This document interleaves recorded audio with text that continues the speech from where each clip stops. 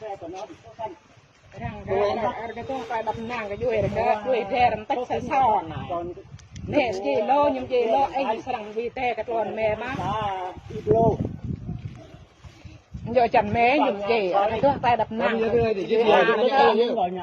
thế đập thế như cái luôn hôm nay là lực lượng xã kết hợp với chính quyền sở tại không là nghe thông tin là cháu review ở nhà mình là có mặt địa phương và có được trách nhiệm quản lý. Bây giờ là gì? Trách nhiệm quản lý con người. Chúng tôi được giới thiệu rồi mà. Hôm nay là ngày chủ nhật. Không, chủ nhật công an làm việc đúng không? Không có chủ nhật.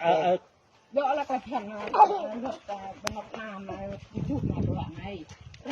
Nó xem là làm thu thập thông tin, thông tin tất cả đưa cho ủy ban xã, đưa cho công an. Anh em vào nhà đâu, anh em là lực lượng. Anh em vào nhà được không anh? Vào nhà làm gì? Tôi không cho vào nhà.